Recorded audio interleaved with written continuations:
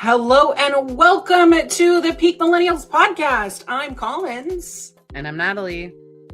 Each week we will delve deep into various peak millennials, what we remember. And what we want to forget.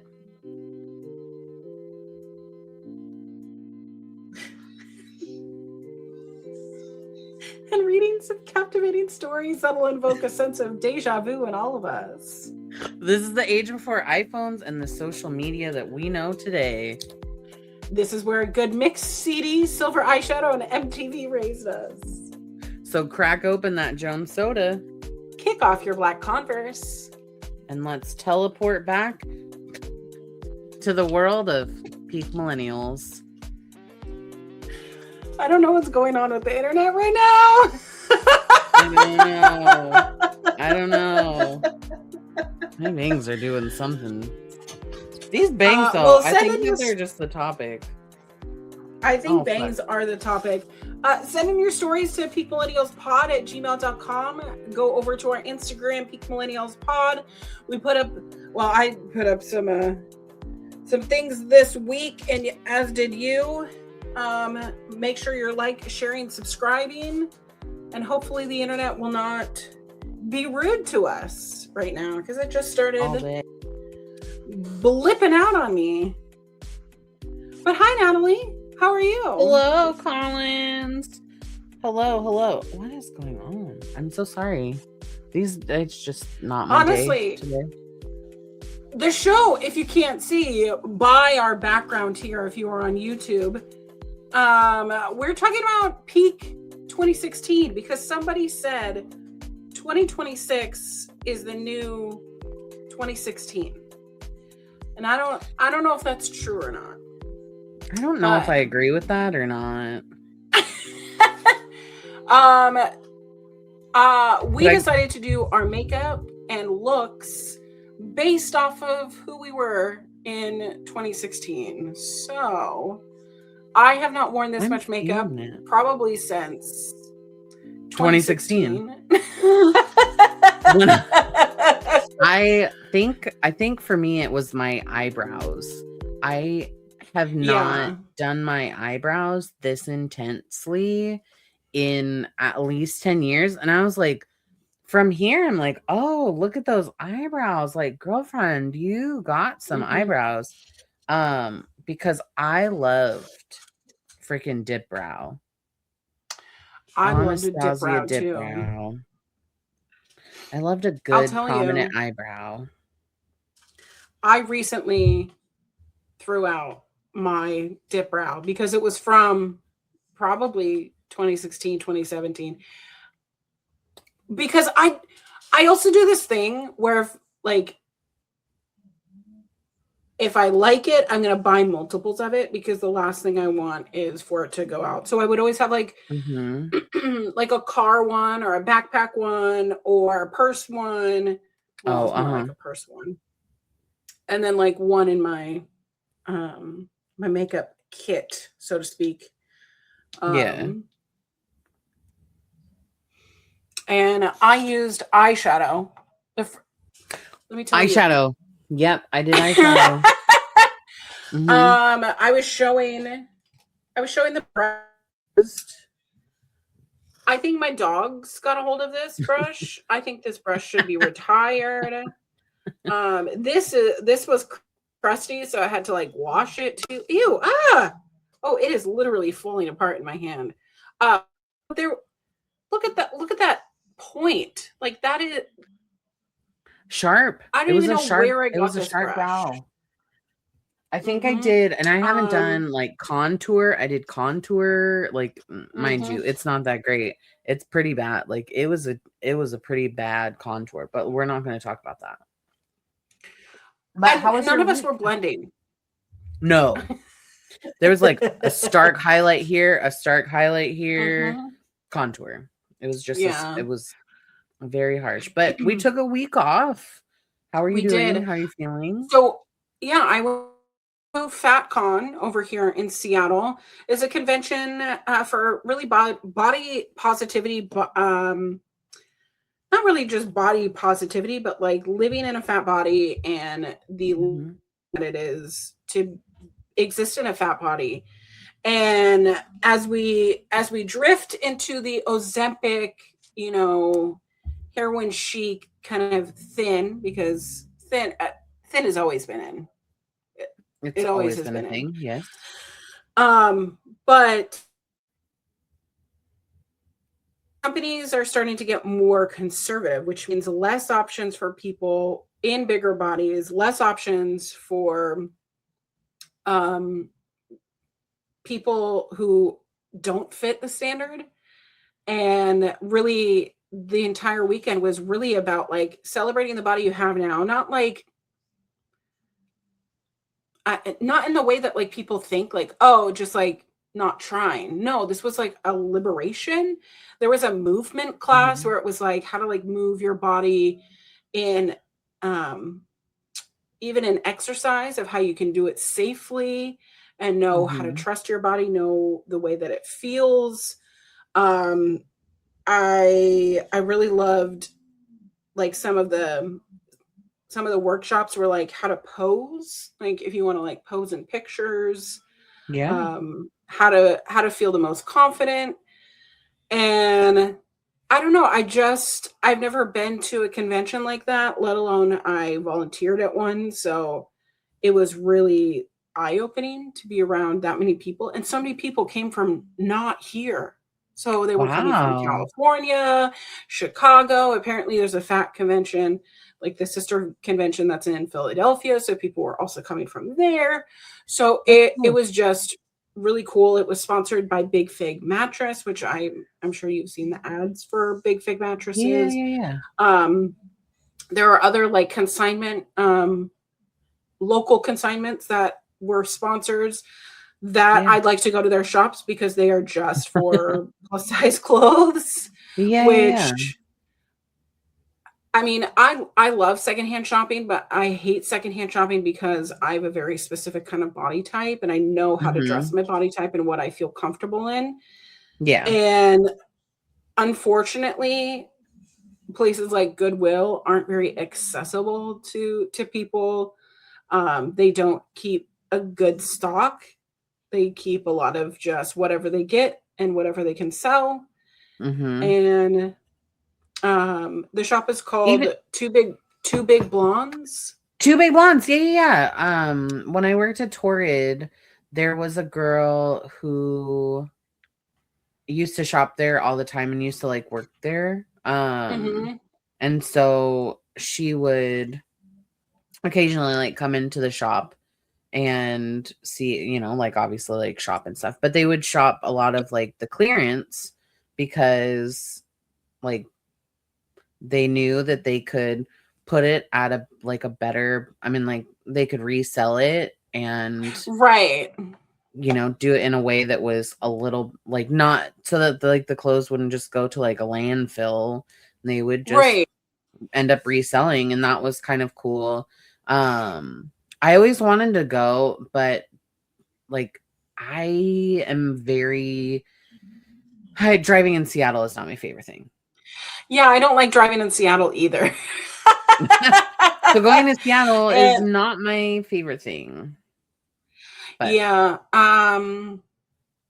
I do also think that it is something to say of like accessibility, like for box stores is really difficult for people of all different lifestyles and stuff. It's not just people who are able to like take public transportation or a parking lot, or what if they can't drive? What if they aren't accessible, like wheelchair, or maybe they have a different kind of walking assistance.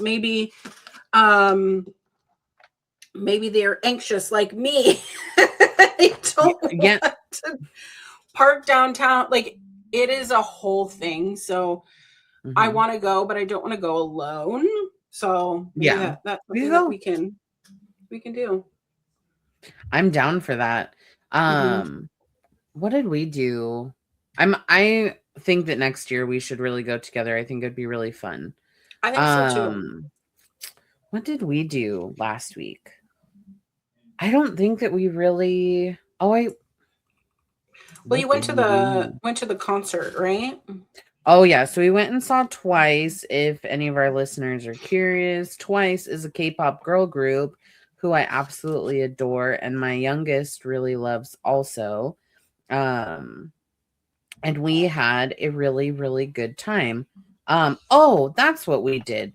We had a family day. So my youngest and my oldest, Oh. their birthdays are really close. They're obviously like many years apart, but their date wise is their birthdays are only a week apart from each other. And January marks their half birthday, both of their half birthdays. I love So that. we went to like I went out and I took my oldest out shopping on Sunday morning. We went shopping at Torrid. We went and got some stuff. And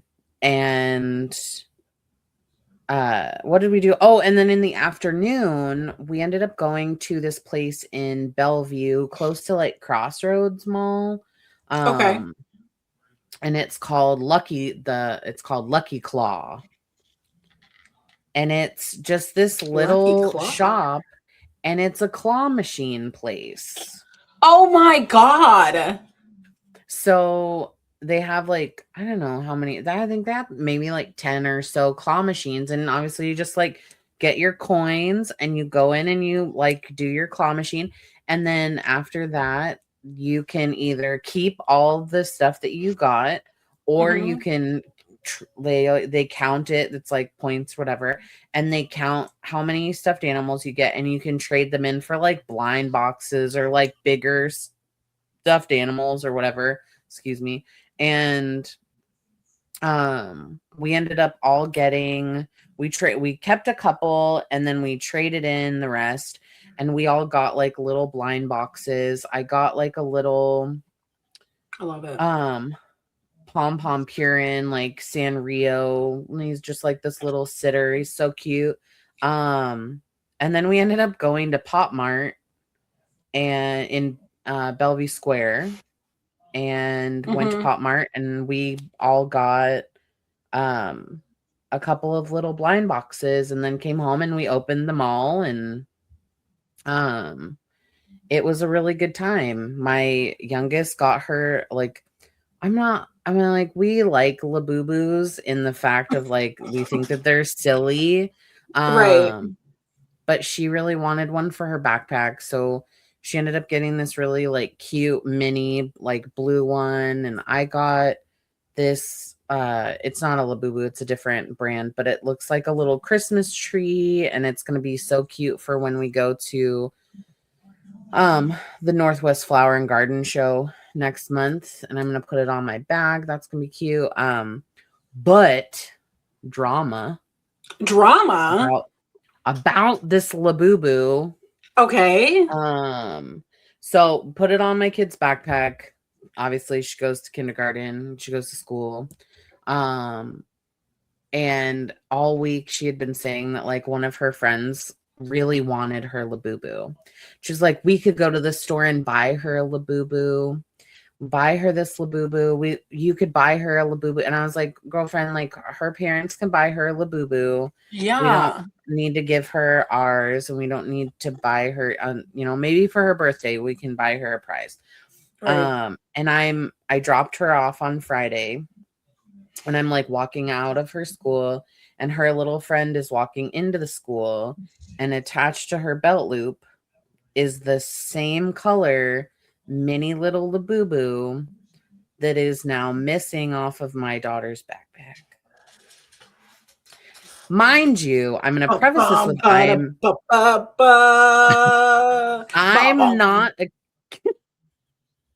I'm not accusing this little 5-year-old of like I will accuse this kid.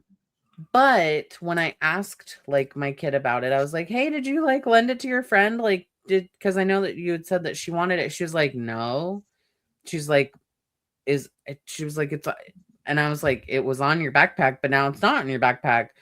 And mind you, I will preface this that if you know like blind box situations, right, the likelihood that you're going to have the same thing with someone else is not super common, especially in the Labubu world. So I did what any parent would do, and I messaged her teacher, and I was like, hey, would you mind looking into this? Because it's kind of a coincidence, and I don't want to accuse, but I am suspicious that things just went missing off of a little kid's backpack. And at the end of the day, I know that it's a keychain, and I know that we talked about like Tamagotchis going missing at schools. But from a morality standpoint, if you want something, you shouldn't just take it off of someone's back. So we'll come back to this probably next week. I'll have an update. I am too stunned to speak because the audacity of that little girl, like being so obvious. You know what I mean? Like being like, I like your little. It was on her freaking belt loop. Like she was walking around, and then when we were leaving, okay, so like, I'm not trying to start drama because this is crazy. Yeah. But like when I picked her up yesterday, when I picked her up on Friday from school, I was like, oh my gosh, look, Bella got a Labubu. That's so crazy. And Brinley, my daughter was like, I don't know, whatever. She was like, oh, where did you get your Labubu from? And the little girl's like, my mom got it from a store somewhere. And I was like, somewhere, child. Somewhere. But anyways, I don't have all the details, but I just know that it is very odd that she also has the same color, same series as a collector of little knickknacks. I know that it's not.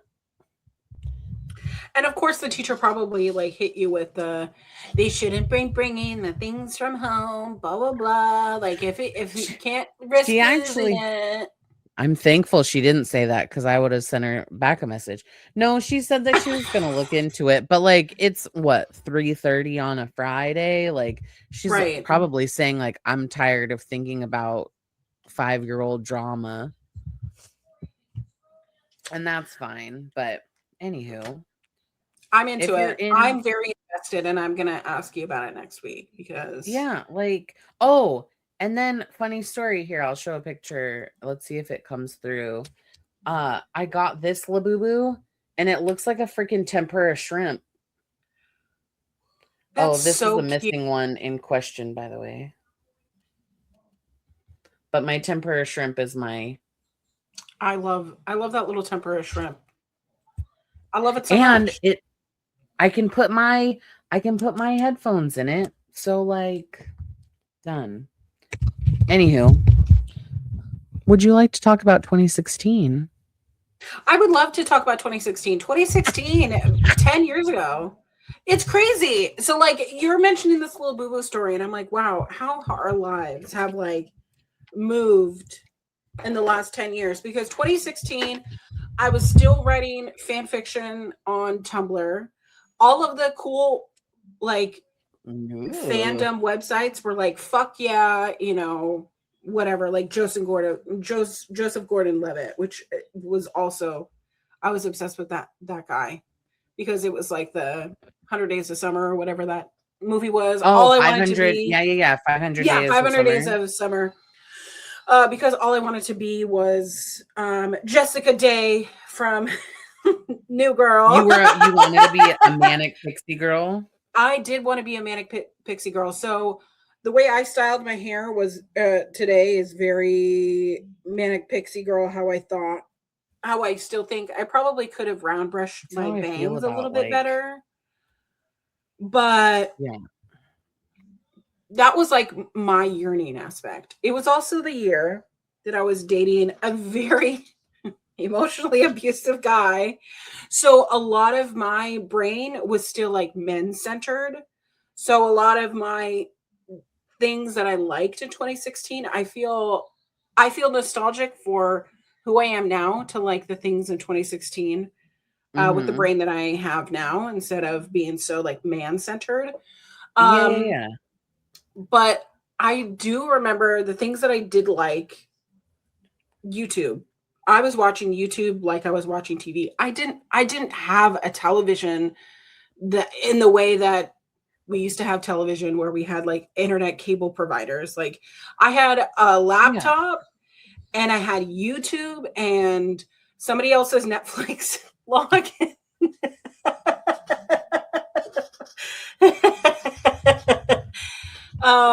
It was a year though that I started jumping back. Well, the year prior, I guess, is the year that I started jumping back into watching wrestling again. So like the Yeah. Bella Twins were like they were winding down their careers. So it was a lot of like their big matches, really pushing people, watching something called NXT, which is where a lot of the younger talent went to like a developmental brand. So I was watching more of those kinds of matches. But a lot of the media that I consumed was YouTube and like watching beauty tutorials from people. And the year prior, I had just left beauty school because my mom had a stroke. So I moved back to Washington State at that time.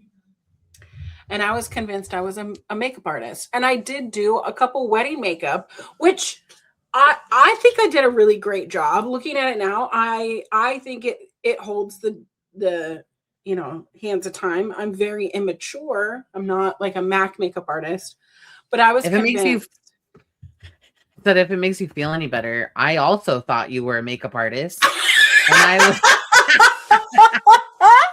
And I would look at your content and I would be like, damn. And at the time you were still going by Colleen, and I was just like, wow, Colleen's makeup is so beautiful. Like, and I was just like, oh my goodness. So yeah, I think that you've always been very talented, like art wise, you've always been very talented. So like, I'm a very art kind of forward person. That's where I like to express myself. But yeah, it was the year that nobody blended their eyeshadow. Nobody blended their contour. We just learned that we could put makeup on our necks. I was using like body glitter for the first time. I was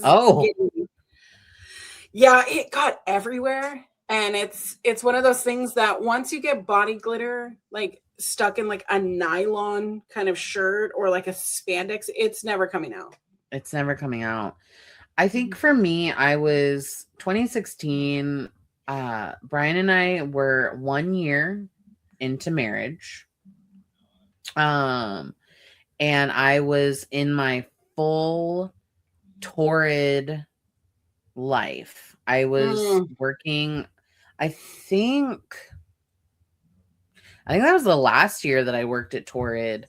Maybe it was the second. I was always so jealous of you because your style and fashion was always like peak. And I just was like, thank you.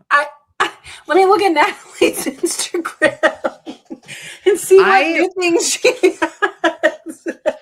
To be fair, I didn't own most of that. It was just new things would come in and I would be like, I have to try this on. Because I think about even then when I was working for Torrid, I was making like $16 or $17 an hour as an assistant manager. And even as like as a store manager, I was still making like under $20 an hour in like living in like Renton-ish. And my rent, like I was like, there's no way that I could afford to buy all of these clothes. But I was so convinced that like I was going to like take off on social media, like fashion influencer, like Torrid was going to be like, you're the one. And we want to hire you to do like all of our social media posting. They were doing those like certain model searches, right? Yeah. And so they would do model searches. And I was convinced that I was like, they're going to look at me and they're going to be like, we want you to do like our social media stuff. And for a while, like I was the social media person for like my store's location, Yeah. RIP Factoria, because she no longer exists. But you know, like it never, I mean, I never went anywhere. And I was always, I loved to put together different things. I like to put together different outfits. And then I took a huge step back from that. Because I had like my first run in with like a troll. No. And it really like hurt my feelings. And so I had to restart like a lot of the things that I thought that I was like super duper confident in. And it still like kind of like in a way it still messes with me today, because I think about like, you know, does someone actually like want to see this type of content? Like, is this interesting to other people? Mm-hmm. And I have to get to a place where I'm just like, I don't really care. I'm not making this content for like other people. I'm making it for me. And I'm making it for the people in my life that like it. But I do have to say, like, when people are mean online, it's usually like they have their own problem and it's not something that like I did. But anywho, yeah. So I mean, like, I guess in a perfect world, we just became like the perfect human, because we can combine makeup and fashion so well, and just like that just works. And I think it was also like a really great time in our lives, because it was okay that that's what we could be obsessed with. You know what I mean? Mm-hmm. Where Mm-hmm. I think it's okay to kind of be obsessed with yourself. Oh yeah. I don't know. Like that really wasn't I think that's called self-love. Yeah. Oh yeah. But like in my household growing up, anytime I spent too long on my hair or my makeup or whatever, like I remember like trying to explore my own style and being told, "Oh, you're being selfish, or you're being a drama Oh yeah, queen, or you're being yeah, whatever." And yeah. I remember thinking like, "Okay, well, this isn't important then. Like I shouldn't really like care about what I'm wearing or looking like. So maybe I'll like keep that secret." As I just spit on myself. But it's the thing of I'm an adult. I'm in my late 20s. And I have kind of my own money, not really a lot of money, but I'm able to like shop at places I want. I'm able to like look and style myself the way that I want. And it was a time where I think box stores and like physical stores and online stores lived cohesively, whereas I think now it's a little bit upside down. But that was the year that I started like loving myself and taking myself for who I am, because that's such a foreign concept, especially if you live in a larger body. And the society tells us I should just hate myself. And maybe I don't want to hate myself. Maybe I want to love myself. And maybe I want to like the things that I like. And I started getting to like more nostalgia stuff and not feeling bad about not always liking everything that everybody else likes. Which, speaking of which, knowing that we were talking about 2016, the nostalgia factor of everything, I looked at the top search things from Google in 2016, really encapsulate who we are as people, of what we are Googling within a safe confinement. Some of the TV shows that were on this list. I'm not ready. Let's see. Let me go back over here. So on this list were things like Stranger Things, Westworld, I don't believe it. Luke Cage, Game of Thrones, and Black Mirror. 10 years ago. Do you watch Stranger Things? So I have watched the first 3 seasons, Mm. and I need to watch the rest of it. However, again, I'm one of those people that when other people are liking things, unless there's someone like, oh my God, did you watch the episode? We could kiki about it. There was no one in my life who was watching Stranger Things. And again, I was borrowing Netflix from someone. So I was, and here's also the thing, my biggest pet peeve with Stranger Things is that they took so much time in between things. 2016, so the first season came out July of 2016. And I remember the summer of 2016 because I was also in my hoe phase during 2016. Who's hoe? But I was taking the ferry a lot, and I was watching episodes of Stranger Things on the ferry on my iPhone 6. And then the next year in 2017, it came out. We wouldn't see another season until 2019. And then after that, we didn't see another season till 2022. So the reason why I haven't finished season 4 or started season 4 is because 2022 was really only 3 years ago, 4 years ago. 3 years ago? Yeah. You're in no hurry. But it's like, I'm not in a hurry here. Okay, I will say this is my hot take, and like my Brian will not, I mean, like, Brian doesn't really agree, and neither does my older and listeners may not also agree, and that's fine. I feel like the last season of Stranger Things is kind of bunk. Yeah. It just, I know that like you haven't watched it, so I'm not trying to like say, and there was just, I mean, they led up to a lot of stuff, and then it was like such a lackluster.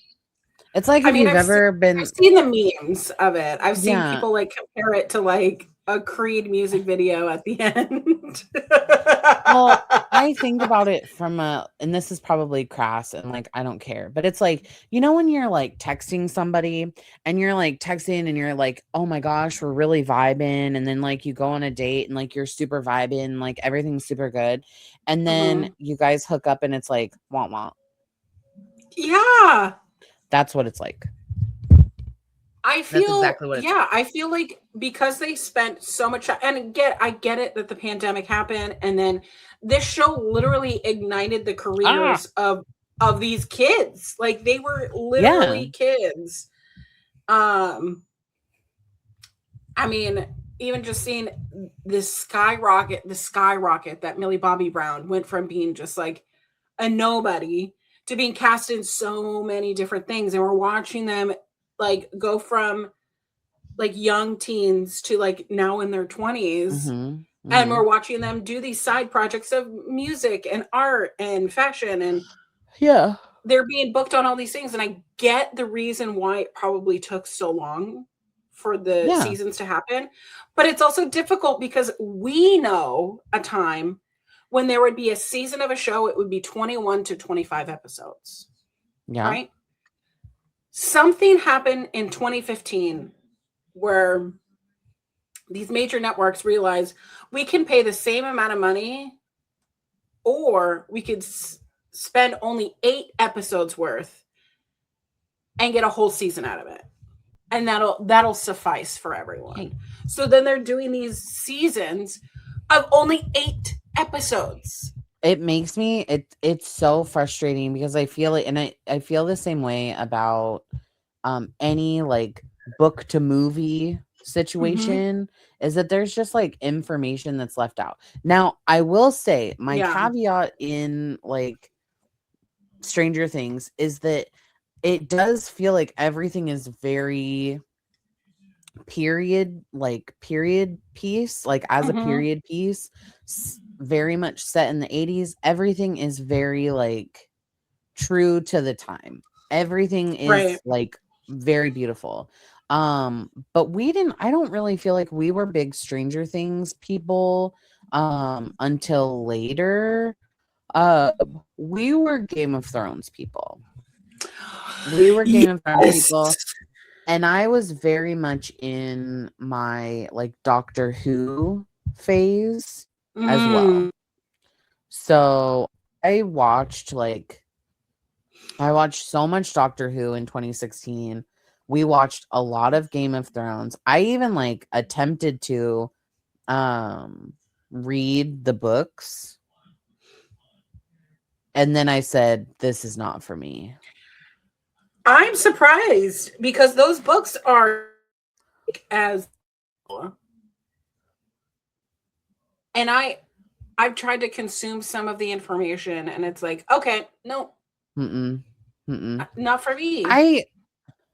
I love like period pieces. I really do. Like when it's set in a very specific time frame. I love like a fantasy realm. Like I love all of that.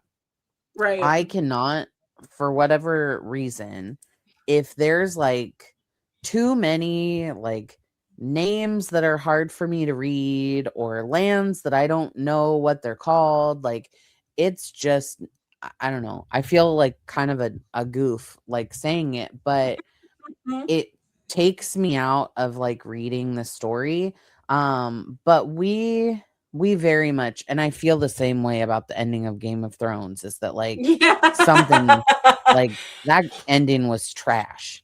It was so one of my work best friends is watching Game of Thrones right now for the first time. And that's something that I wish that I could go back, like wipe my memory and rewatch Game of Thrones, like with that intensity. Yeah.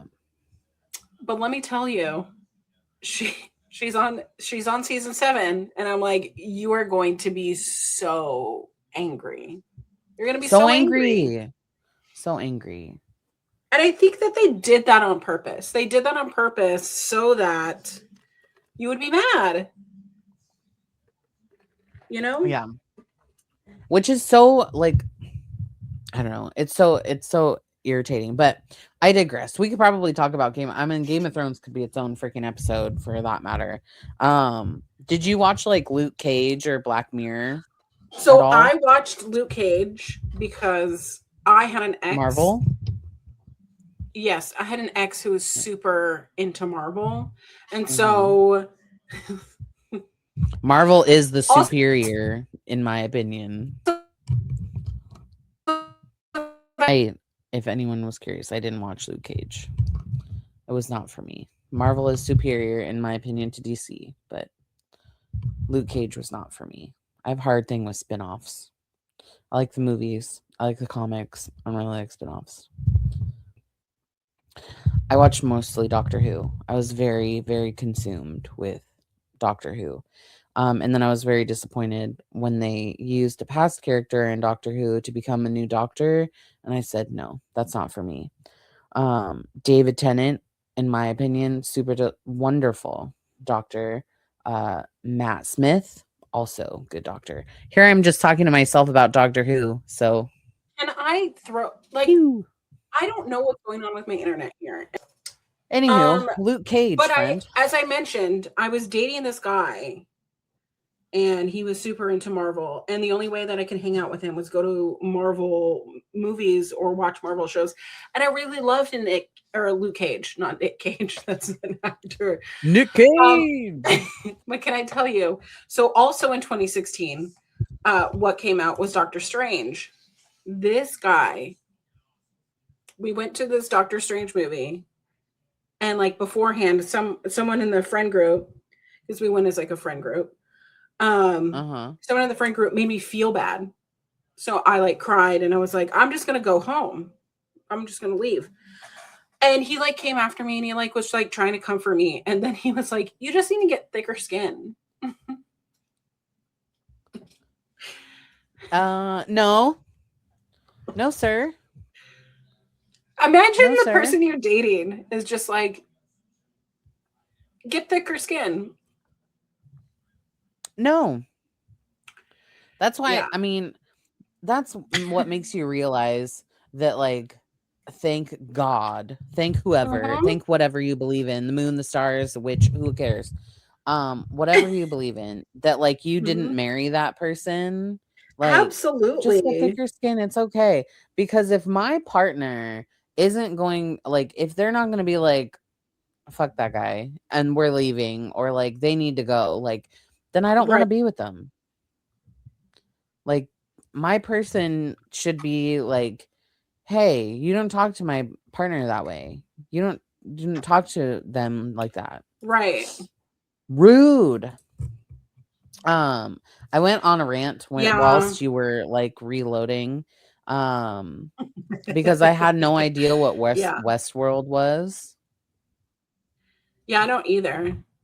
but it has one of my favorite actresses in it, Evan Rachel Wood. Oh, I absolutely love things I her. didn't know. What is the show But about? I just thought it was about like post apocalyptic things or something. it's so I googled it because I have no idea. And it said Westworld isn't your typical amusement park intended for rich vacationers. The futuristic park, which is looked after by robotic hosts, quote unquote, allows its visitors to live out their fantasies through artificial consciousness. No matter how illicit the fantasy may be, there are no consequences for the park's guests, allowing for any wish to be indulged. Westworld is based on the 1973 Michael Crichton movie of the same name and features an all-star cast. But it has like a pretty good cast in it. Like Ed Harris is in it, James Marsden's in it, Anthony Hopkins is in it. Um I've truly never watched it. But I mean, I would it watch seems like that. it. Yeah, they're okay. So like I said, Evan Rachel Wood is in it. If you're like not familiar with her as an actress, for our listeners, like she, like for me, the most recent thing that I know that she played was, uh, this is how you know where I am in my life. And like Anna and Elsa's mom in Frozen 2. Uh, we listen to her singing almost every day. Not Hmm. almost, we do every day. And then Hmm. her favorite role that she ever played was in Across the Universe, It's my favorite. which that's one of my favorite movies. I absolutely love it. Um, so maybe that's just a show that I'll need to check out. Did you watch like Black Mirror at all?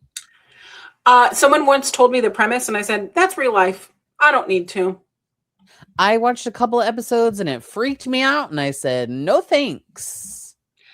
Like, Yeah, and I no think thanks. also this must be the time when, like, shows were just kind of like that. You know what I mean? Like, Yeah, they were yeah. just. There was I will say, okay, so I will say that there was a Black Mirror episode that I really liked. But it was also just very interesting. But it was based on, and it was before like VR had become a Mm, thing. mm-hmm. It was like right at the beginning when VR was being introduced, but it wasn't like what it is now, like with Meta and all of that. But the premise of like the episode was two best friends went into VR to like essentially play like Mortal Kombat. Oh. Um and but not like Mortal Kombat, it was like some other thing. And they like fell in love with each other and they were having a relationship, and it was two men that like fell in love and they were having a relationship with each other.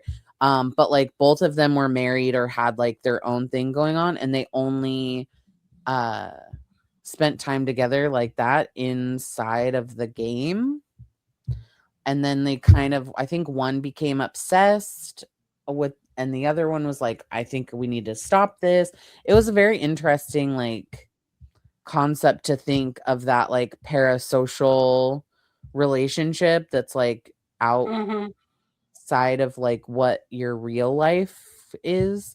um So that was one that I was like, oh, this one's not bad. But then there was like one with Miley Cyrus. There was a whole other like there's just some like Miley crazy. Cyrus?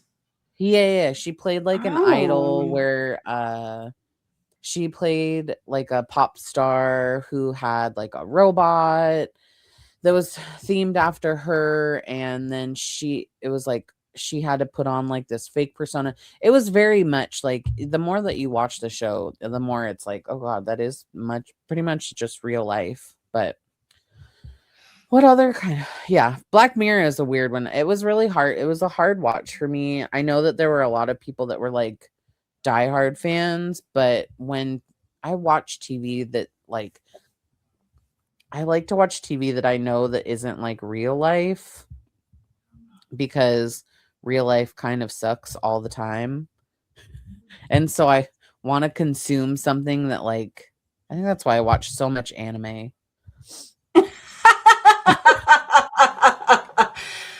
Oh, well, I consume that. 2016 I think was a very solid year. I mean, if we want to talk about musicians, Yeah. the most searched musicians were Celine Dion.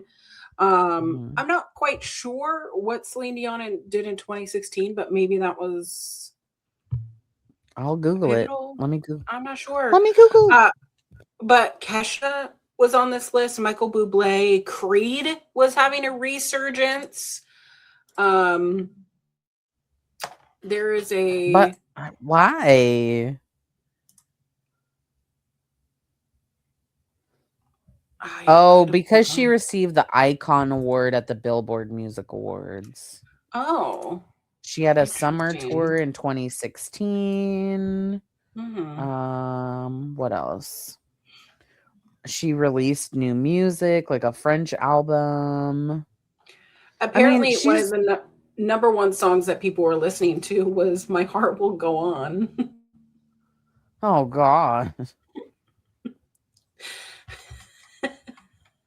Did I ever tell I you that I learned how to play that on the clarinet? I was about to say I played that at the fourth grade talent competition on the piano, but I remember being so, I don't know, nervous, excited, played it so fast that it was just and I'm playing it so fast, and then I like messed up, and I remember messing up, and because also cannot regulate my emotions, I hit the piano at the competition, froze because I realized everyone can see me, and then I just laughed. Oh no. Yeah. Oh I no. because I didn't know how to regulate my emotions, didn't know how to process like I Mm-mm. messed up live. What do I do? Um but What else is Tiana Taylor, I don't know who Kehlani. that is. Let's see. Uh yeah. The best part about these Google Trends is that they'll tell you what was happening, um, and what people were searching. That's And if crazy. my I think computer, about some of my favorite like why is this so old? Like some of my favorite like K-pop songs came out in 2016 and I'm like, "No." Mhm. Then I'm like, how is this so how's been so long? Do you remember I'm kind of just gonna jumping around. Do you remember all the drama and nonsense that came when it was announced that the Olympics would be in Rio? And they were like, "They can't be in Brazil. It's so disgusting in Brazil." Yeah. Very racist of people. I are Very you an racist. Olympics person? I am. I love a summer Olympics. I love summer Olympics, and then winter I like ice skating. And that's about it. Yeah. So But I I love love Summer Olympics. I've had my Summer Olympics, 96 Olympics Barbie over here. And I remember like the big thing of it's been 20 years since the 96 Olympics. And like they had a whole bunch of like the 96 Olympics like corresponders. And it was very nostalgic for me seeing people that I watched as a literal child Yeah. be contributors in that way, especially with gymnastics, because I love gymnastics and swimming. I love gymnastics.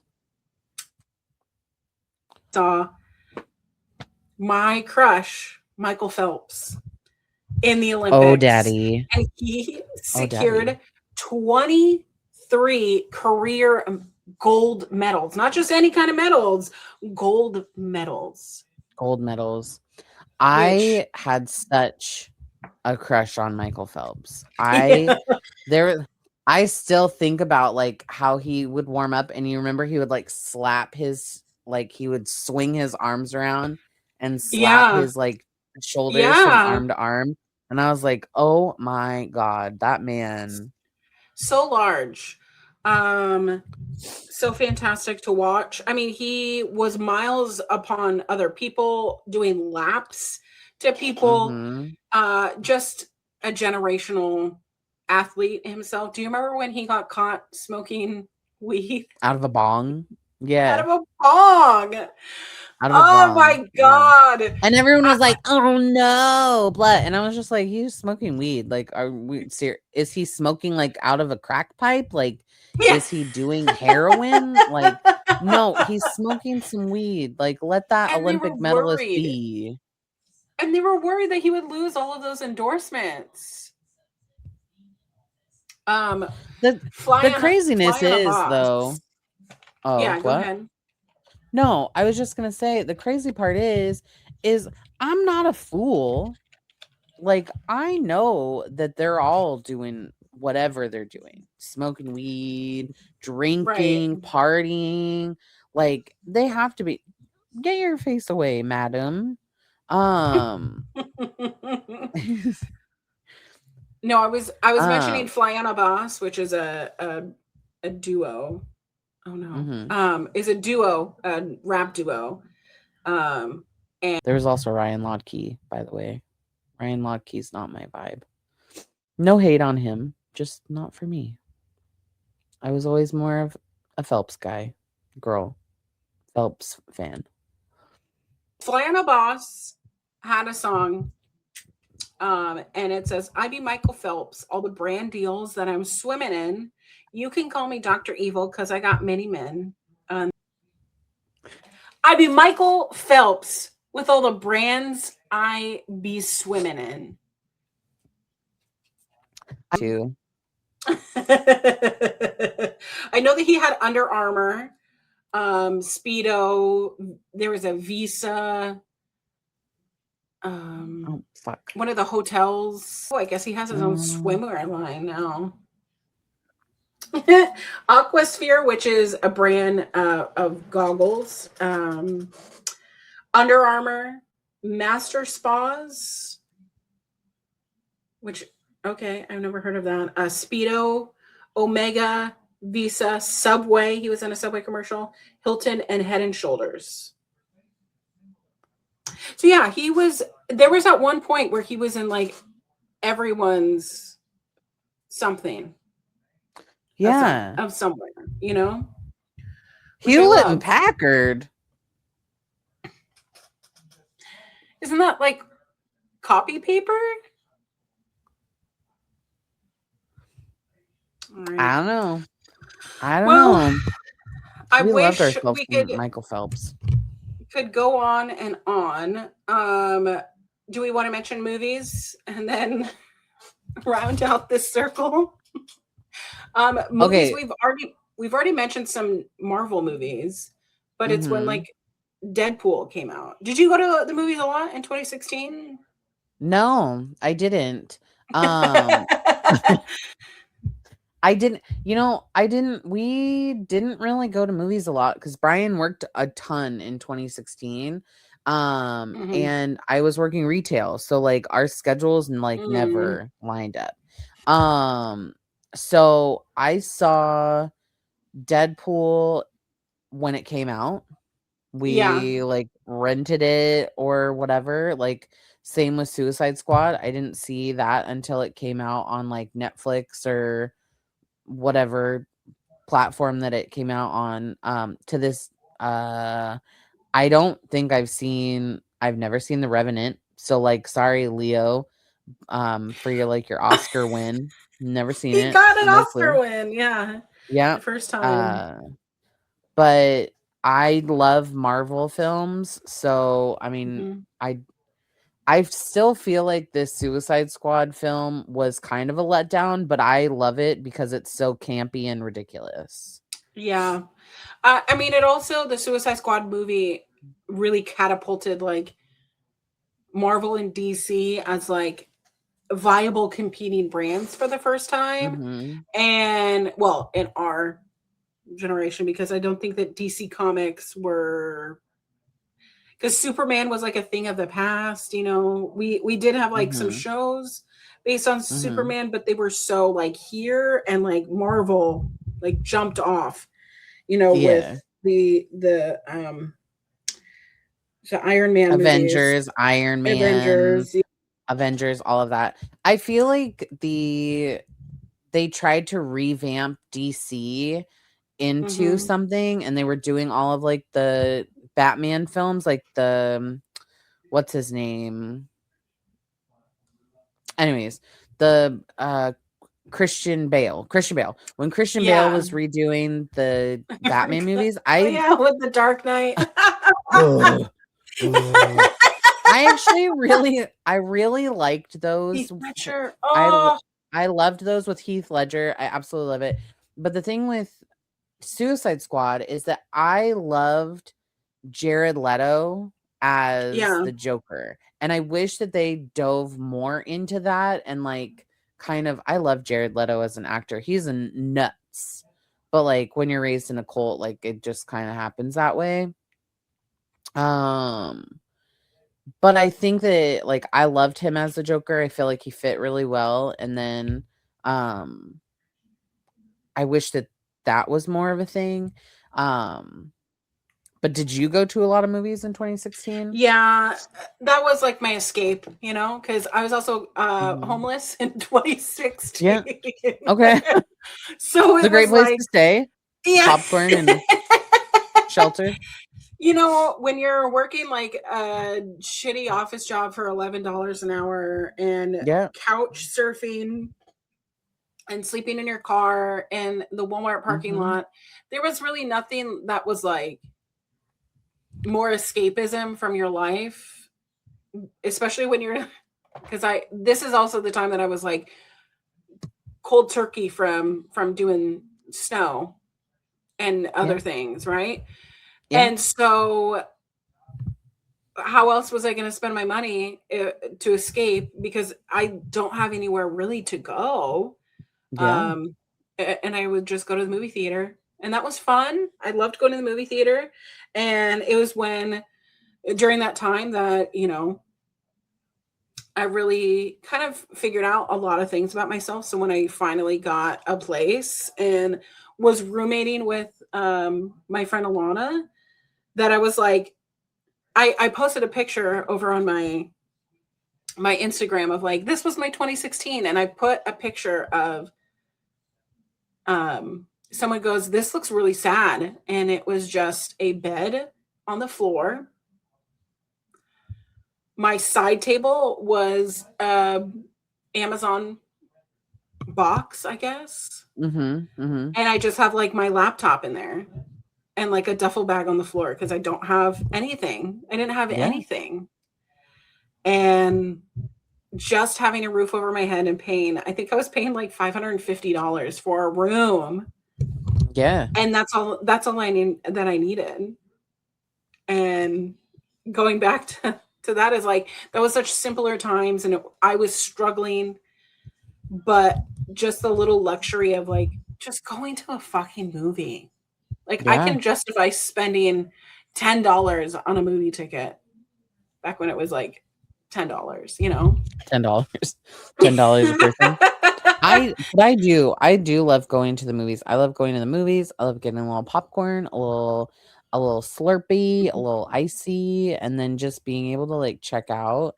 And that's something that like I wish that we I mean, I would like to do that more often, but I find that like movies lately have just been kind of about like not very good. Trash. Because I feel like I all it is agree. just like remaking the same stuff over and over again. But I yeah. agree. Well, do we want to jump into our Ask a Millennial section? If there is anything about this conversation about 2016 that you relate to or you want to enter in the conversation, put it down in the comments Yeah. down below. We love hearing from you. We heard a lot from people who have never watched our show last time. So if you watch our show and you want to contribute to the conversation, now would be the time because we really want to flood these comments with positive things and things that are part of the conversation. So we love you. We're so grateful for you for watching the show. But let's jump into the Ask a Millennial section, shall we? Yes, let's jump. Do you want to Let's read see. the first one? Yeah, I can read the first one. Okay. Cool. And this may be a hot take, and I am going to say it before I read this. Just because I live in a fat body does not exclude the fact that I'm allowed to have an opinion on anything. Food, Especially music, pizza. movie, and pizza.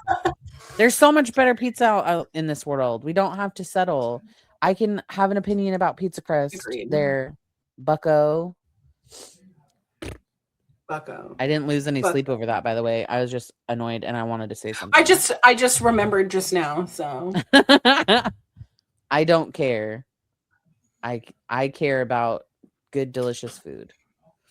All right. amen. Let me read this. So it says, am I overreacting about my relationship? Hi, I'm Kay.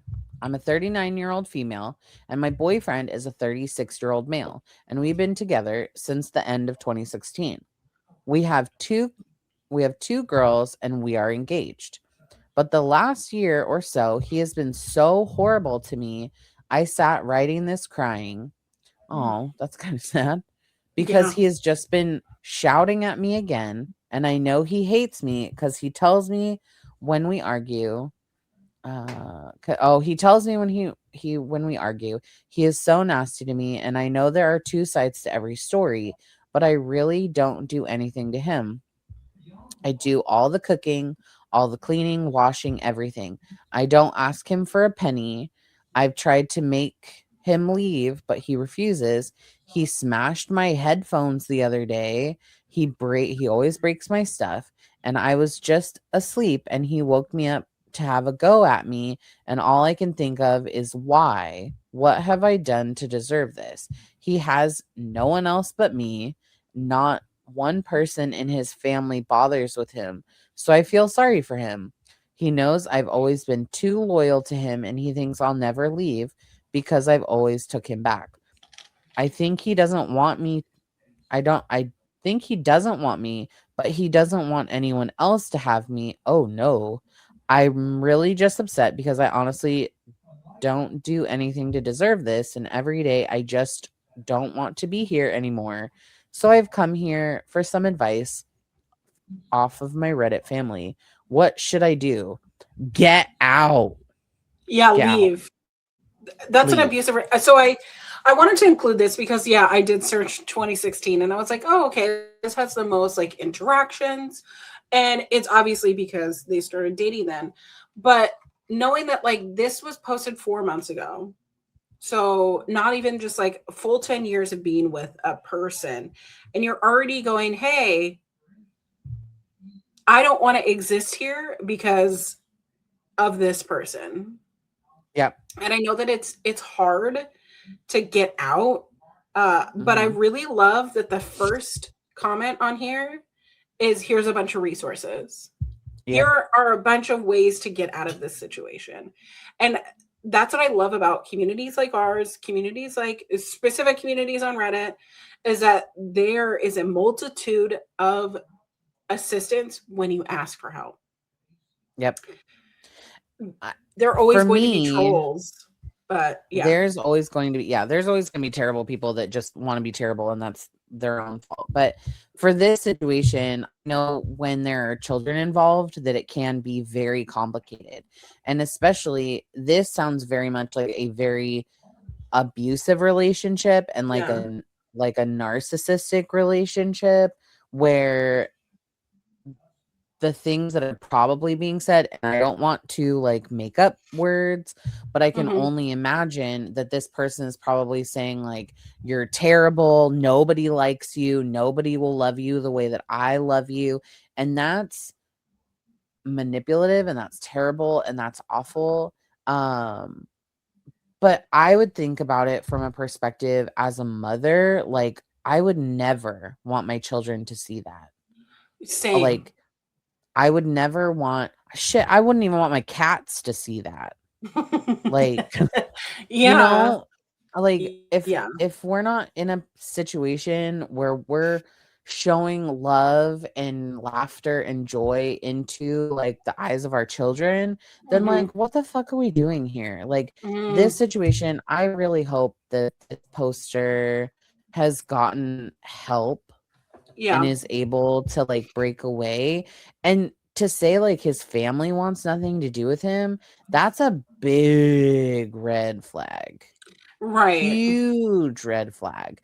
Because if your family wants nothing to do with you, there's a difference. And I will put a caveat in this, that there's a difference between like going no contact with your family as a person because they are like they're just not providing, you're just not, it's just not good, it's not a healthy Right.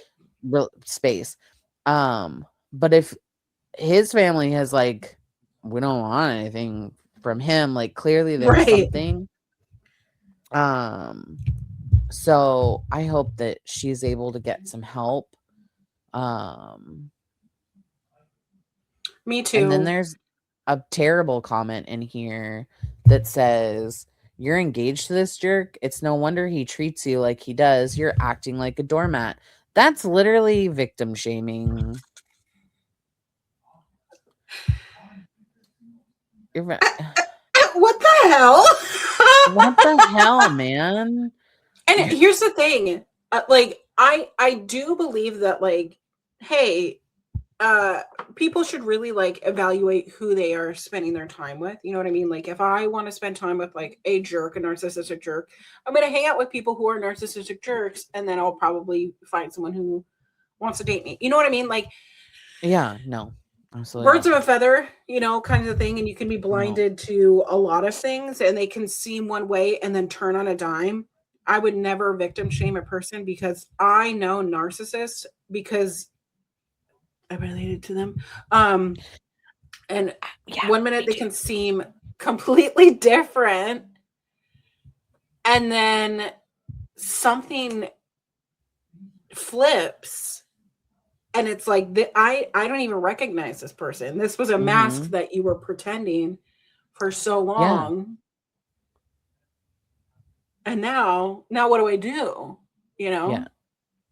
That was always something as I was growing up, because there's a certain person in my life that is an absolute narcissist. And we would talk to like people, like acquaintances that we knew, and they'd be like, oh my gosh, I just saw them at the store, and they're just the happy, oh my gosh, they're just so charming and so lovely. And then that person would come home and be like, why didn't you do this? Why did you do this? Like, you're never gonna make it. You're so stupid, blah, blah, blah, blah. And then it would just be like, oh my God, like, who is that? I don't know who that Right. I don't know who they're that talking is. about. I don't know who that person is. I only know this person. And to be very honest, like trying to unpack that in my own life has been very hard. And then to have like people try to explain it as that person is just so sensitive, and you know, they just feel that everyone is going to make fun of them if they act a different way. And it's like, no, no, that's not how this is going to play. But anyways, That's not real. I really hope that person gets help, because that's really sad, and I can't even imagine. I do too. And if you're dealing with that, there are resources in that Reddit story. I would take a look at that if you're going through something, or you know someone going through that situation, because there's probably like 8 links over here of different situations of what to do. So, all right, the next one is: am I the asshole for sticking my freshly single mom with $20,000 worth of debt? Okay. Let's hear it. I, 19 male, have been paying off a car loan for my mom, 40 female, since I turned 16. She gifted me a new 2022 current year Nissan Sentra for my birthday. I foolishly never asked how much she signed for, because I assumed that her finance Sonata. I think it's Sonata, but they put Sentra. Oh wait, Nissan Sentra. Yeah, Sinatra. Nissan Sentra. Sonata is Kia. Jesus. I'm not a car person. I don't know. I assumed that her financially knowledgeable boyfriend at the time would know what he was doing at the dealership. He did not. The original MSRP of my car capped at around $20,000. Out of the door, they walked with a $40,000 car loan. They put down nothing and had a 10% interest rate because my mom's credit was bad and she has no job. But even accounting that math never made sense to me. The payments every month were $510. I didn't care because the original deal was that me and my mom's boyfriend would split the monthly note. That lasted for all of 3 months until I was stuck paying the entire thing at 19. Jeez. Oh, no. And have been since that day. About a year ago, I went to the bank with my mom to try to transfer the loan from her name to mine. But since the interest would be recalculated, it would add about $10,000 more to the loan. We both agreed to not do it. I moved out at 18 and live with a roommate, but bills have been even tighter. My girlfriend's mom suggested that I look for a new car that's more in budget, and I found a used 2025 Corolla with 10,000 miles for $18,000. A better car for cheaper than what I would be paying off of my current car. I told my mom that I was planning to get a new car, and if she wanted to sell my current car, it would be her decision, and she lost her shit, saying how it's my responsibility and that it was a gift for me, and how she saved me 10 grand by not transferring the loan. The biggest elephant is that she's freshly divorced and looking for a job to support her 2 younger girls. I told her she can sell the car for about 14 to 15K, but she refuses and is demanding that I drain my savings to pay for a car that I never agreed to pay for, and ultimately was their terrible financial decision. On one hand, I don't feel like I owe her anything and never truly got along with my mom, so it is what it is. On the other hand, I feel guilty for kicking her while she's down. Looking for unbiased opinions. Thank you. So is he the asshole? No, not at all. Is the I mean, he's but like, is the car? He's a child. Is the car? But my question is the car in her name or in his? So like, if the car it's is in her name, if it's in her name, then he just needs to take it back to her house, give her the keys, and walk away. Like, that's not his. It's not his burden to bear. I just want to know why does the mom not have a job? If the mom is gonna, if the mom's gonna be divorced and like no longer being supported, why? This is, I'm giving you the car back, Mom. Happy birthday. Yeah, happy birthday. Sorry about the divorce. But yeah, a lot of people are saying like, good luck. Yeah. I mean, Mom, I left agree a gift with for this you in the driveway. Yeah, happy birthday. This is the one that I agree with. It says as long as your name is not on the car loan or the title, it's not your car. It's her car and her boyfriend's if he's on the loan and the title, which makes it Right. her obligation and that he's not the asshole. And this guy says, "Nope, the car is not tied to me at all aside from my insurance that lapses tomorrow and it being in my driveway." And like I agree, if this car is a burden on him and he's still only, I mean, if he's a child, I mean, if he's 19 or even 20 for that matter, and he's been like having to make payments on this, Right. that's not his. I mean, if he's been using it and obviously like if he's got insurance, like he's handling not only his insurance, but he's also paying this full car payment. Um, he shouldn't have to bear that burden, and her not having a job and like her being divorced is not, again, not his, It's not his thing. it's not his Exactly. burden to bury or burden to carry. Like that's her And burden. this happens a lot in like, unfortunately, in in these situations where the 18-year-old bears the weight of their parents' debt because they owe them, right, for everything that they've sacrificed. And it just puts the kid off and on a bad note to continue the cycle of bad debt, bad credit, probably, into other stuff, you know what I mean? Like how do you make those car payments? How do you make a bunch of money really fast? And I've seen it because it's happened in my own family, that you're Yeah. literally setting up a child to take on all of this debt that they didn't ask for. And I know that being an adult is really difficult, but we shouldn't just be throwing them out to society and going, I didn't work for 18 years.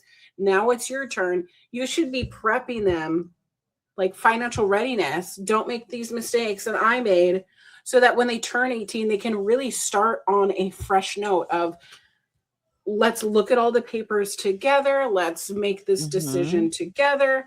Like, what do you want to carry? Like, let's be financially smart, but also still protect them because they are still children, right? Yeah. Their frontal lobe doesn't fully develop till 25. It's I it's made yeah, it's so not many there. bad financial decisions at 18, 19, 20, Yeah. 21, My 37. okay, I remember 37.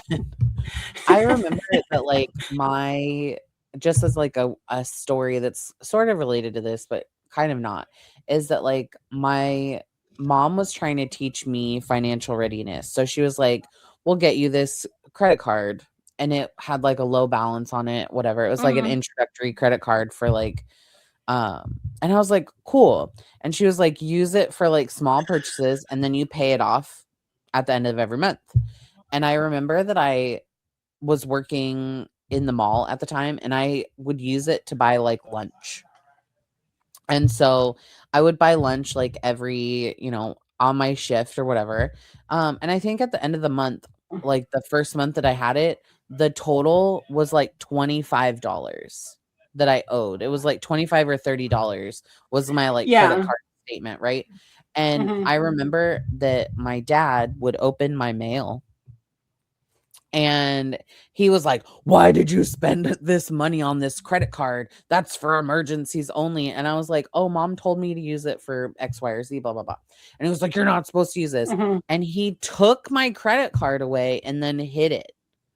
What is that teaching for financial, like, what is that teaching financial wellness for? That's literally just like restricting someone from knowing like how to properly manage How to that. work it? Yeah.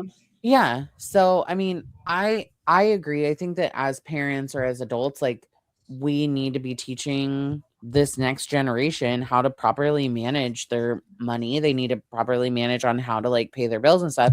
Because if not, then you're just going to be stuck with a bunch of people that are like willy-nilly Like, did you, I don't know if you saw the video. There was like a girl and she was like, oh my gosh, I got this credit card. I can just spend it up, blah, blah, blah, blah, blah. She spent like all this money and then got the bill at the end of the month and was like, what is this?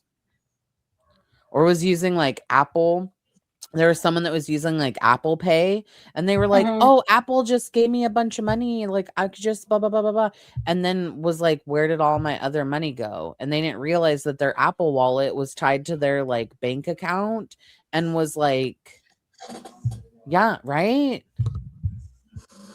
Come now. Oh God. Well, some Life get and it and some don't. I still don't think I get it, but here I am. I try. We're just trying. Living at my means. Not going on vacations. But we're trying. Yeah, we're trying. I spend my weekends with you. Same. I spend my weekends with you. You know, I have to say that even talking to other people who I feel like really have it together, I don't think that anybody actually has it together. And the people that I know that are going on vacations,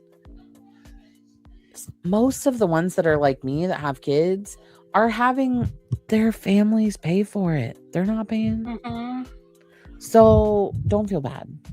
I think everybody is just don't feel bad bullshitting their way through life at this point. They're just living in their own Westworld.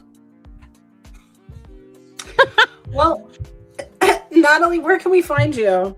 You can find me on Instagram and on TikTok, both at Natalie Christina. We're getting ready to start posting I'm getting ready to start posting my gardening content because this year I told myself I was going to start doing more content, and it's about to be gardening season here in the PNW. Woo! What about you? You can find me anywhere there's social media _queer auntie. I announced on the Collins on the Rocks podcast on Friday that I have another show. Yay! So I am spending my weekends with y'all. But I have a new live show. It is a wrestling and Bravo and sports recap, a weekly recap show called Coast to Coast with my friend JPJ. He literally lives in Boston, and what separates Seattle and Boston is I-90, which goes from I-90 coast to coast. I love that. How creative are you? I love that. That's over at Fightful Overbooked, which is going to be Sunday morning. So my Sundays are really going to be spent prepping this show, recording this show, and recording that show. And that's really how I want to spend my Sundays. So it's the church of self-care and podcasts now. So I'm excited, but yeah. Well, what a week. What a week. What a week. What a world. What a world. And if I haven't said if I haven't said it enough on both of our social media, fuck ICE. Protect your community. Fuck Donald Trump. And just really protect yourself, y'all. Protect yourself, protect your family, protect your neighbors, for that matter. All of our neighbors, because our world would not be what it is without immigrants. Let's just be honest. Love your immigrant neighbors. I really hope that this show was like a little reprieve from that, because my brain has this weekend was fucking rough. It's been rough. So I hope that it was a small reprieve for you. We love you so much. Make good choices. See you next time. We love you.